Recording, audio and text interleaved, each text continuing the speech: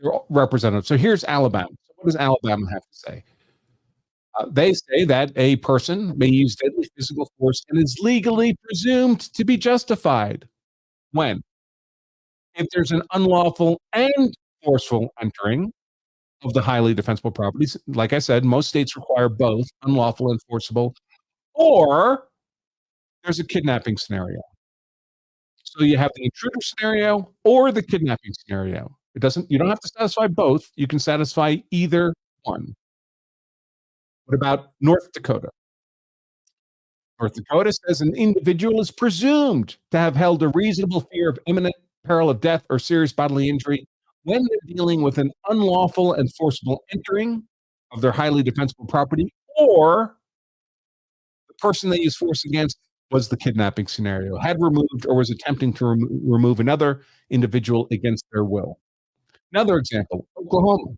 Oklahoma says a person is presumed to have held a reasonable fear of imminent peril of death or great bodily harm when, if the person they used force against is in the process of unlawfully and forcibly entering highly defensible property, or they're attempting to remove another against their will, the kidnapping scenario.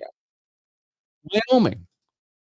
The person is presumed to have held a reasonable fear of imminent peril of death or serious bodily injury when, if there's an intruder who's unlawfully and forcibly entering, or if they're attempting to remove or another person against their will. South Carolina. A person is presumed to have a reasonable fear of imminent peril of death or great bodily injury when you have the unlawful and forcible intruder scenario, or they're attempting to remove somebody against their will. Now, why this pattern? Why this similarity across all these states?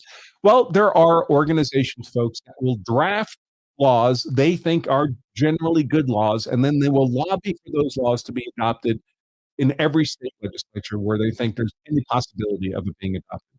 So these organizations create things like a stand your ground law or a self-defense immunity law or a highly defensible property presumption law like these.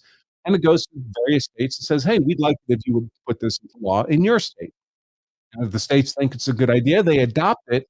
But because the language was written by one organization, every time the states adopt it, they tend to have more or less the same wording in their statutes with some minor differences. We saw that Kansas, for example, doesn't require both forcible and unlawful, but either one will do.